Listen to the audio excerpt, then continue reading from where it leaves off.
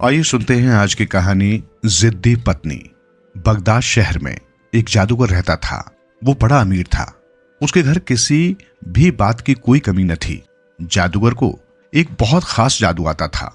वो अपने जादू के बल पर किसी भी जानवर की बोली समझ सकता था, किंतु ये जादू उसे अपने ही पास रखना था। अगर वो किसी को उस जादू को बता देता अथवा ये बता देता कि जानवर आपस में क्या बातें कर रहे हैं, तो ऐसा करने पर उसकी मृत्यु हो जाती। जादूगर के जानवरों में एक बैल और एक गधा भी थे। वे दोनों पास पास बांधे जाते थे। पड़ोसी होने के कारण इन दोनों में बड़ी अच्छी दोस्ती थी। एक दिन जानवरों के बाड़े में आकर खड़ा होकर जादूगर अपने नौकर से कुछ बातें कर रहा था। इतने में जादूगर ने अपने जादू के बल पर सुना। बैल गधे से कह रहा था, कहो भाई गधे, क्या हाल है? आजकल तो तुम खूब आराम करते हो। मैं तो रात दिन खेतों में जुटा रहता हूँ। तुम तो कभी कभी केवल सवारी के काम आते हो। मैं तो कभी कभी आधी रात को भी हलों में जोत दिया जाता हूँ। शाम को जब खेत जोत कर आता हूँ तो पैरों और गर्दन में इतनी तकलीफ होती है कि खड़ा होना तक भारी हो जाता है। तुमको तो बहुत आराम मिलता है, मुझसे अधिक खाने को मिलता है, जबकि मैं काम अधिक करता हूँ और तुम तो रात दिन सोते रहते हो। बैल की बात सुन गधा घास खाते खाते बोला, मित्र, तुम तो सचमुच बड़े परेशान हो। मेरी समझ से तुम मूर्ख हो। तुम क्यों दूसरों के लिए रात दिन कठिन परिश्रम करते हो? सुनो बैल भाई, ये रात दिन तुम से काम लेते हैं, किंतु तुम कोई ऐतराज नहीं करते। जैसा खाने को देते हैं खा लेते हो। इसी कारण ये लोग समझते हैं कि तुम बहुत संतुष्ट और प्रसन्न हो। मेरी मानो तो जब तुम्हें खेत में ले जाकर जोता जाए तो तुम हल खींचने के बजाय वहीं जमीन पर लेट जाना।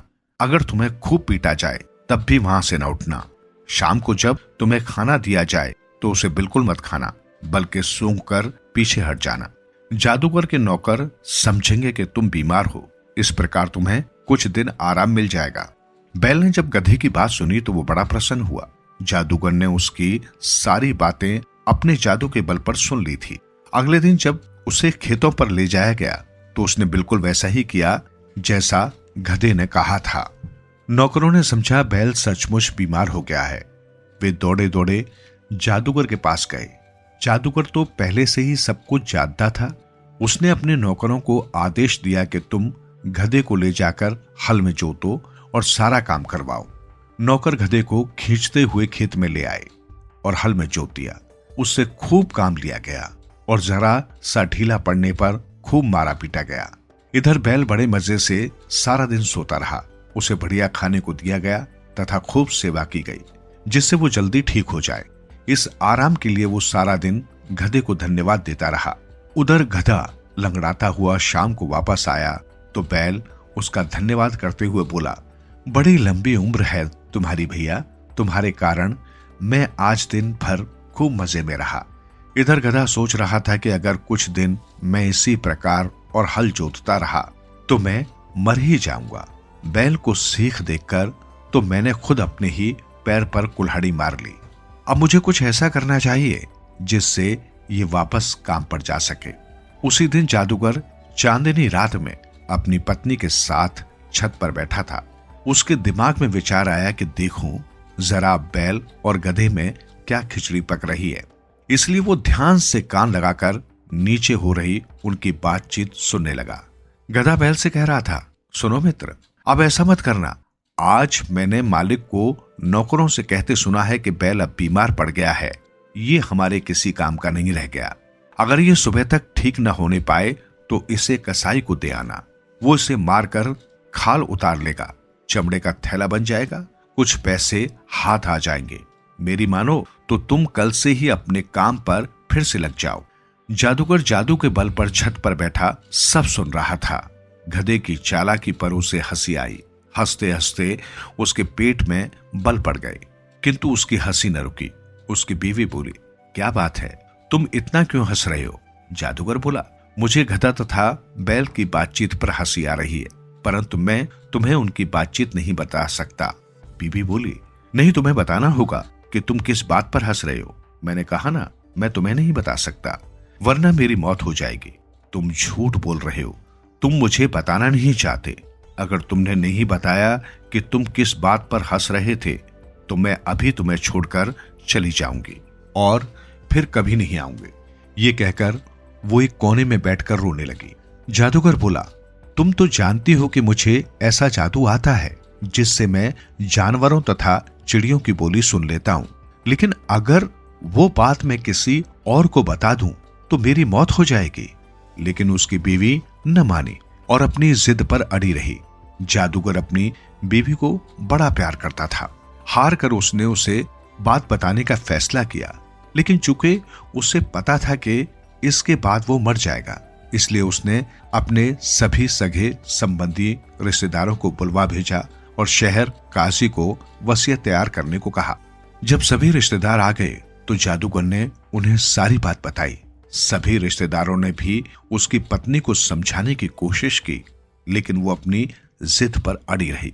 उसकी जिद देख सभी लोगों ने उससे बोलना बंद कर दिया और नाराज होकर चले गए। अंत में जादूगर ने सोचा अब तो बताना ही होगा। वो उठा और मुंह हाथ धोने बाहर आया। बाहर आंगन में उसने कुछ मुर्गियां पाल रखी थी। जब वो दड़वे के पास आया तो कुत्ता मुर्गे से कह रहा था, मुर्गे भाई, हमारे मालिक अपनी बीवी की जिद के कारण मरने जा रहे हैं। उन्हें गधे और बैल के बीच हुई बातचीत अपनी बीवी को बतानी पड़ेगी और इसके बाद वे मर जाएंगे। मुर्गा बोला, हमारा मालिक भी कुछ ना समझ ही मालूम होता है। वो अपनी एक बीवी की जिद पर जान देने जा रहा है। मुझे देखो, 50 मुर्गियां मेरी बीवी हैं। इनमें से कोई नाराज होती है और कोई खुश रहती है। जो मुझसे नाराज होती है उसे मैं खाने को नहीं देता, और अगर वो दाना चुगने जाती है तो वहां से भी उसे भगा देता हूं। बस 1-2 दिन जहां वो भूखी रही दिमाग ठीक हो जाता है, लेकिन मेरा मालिक एक मूर्ख स्त्री को अब भी काबू नहीं कर पा रहा है। जादूगर ये सब सुन रहा था। वो अंदर गया और अपनी बीवी से बोला, जरा तुम कमरे में चलो, मैं वहां तुम्हें सब बता दूंगा। वो खुशी खुशी उठी। जैसे ही वो अंदर गई, जादूगर ने बाहर आकर दरवाजा बंद कर दिया और कहा, यही मेरा जवाब है, अब तुम यहीं बंद रहो, कल तुम्हें खाना भी नहीं मिलेगा। पहले दिन तो उसकी बीवी मुंह फुलाए कमरे में बैठी रही, लेकिन जब भूख बढ़ने लगी तो वो परेशान होने लगी। दूसरे दिन भी उसे खाने को कुछ न मिला। उसकी हालत खराब हो गई। वो रोने लगी और जादूगर से माफी मांगने लगी। जादूगर को उस पर दया आ गई। वो बोला, पहले वादा करो कि तुम आगे से फिर कभी इस प्रकार की जिद नहीं करोगी, तभी तुम्हें इस कमरे से बाहर निकाला जाएगा तथा खाना दिया जाएगा। उसकी बीवी ने रोते हुए वादा किया तथा माफी मांगी। ये सुन जादूगर बड़ा खुश हुआ। उसने अपनी बीवी को कमरे से निकाला तथा उसे खाना दिया। इस प्रकार जादूगर को जानवरों से शिक्षा मिली और वो अपनी पत्नी के साथ सुख से रहने लगा।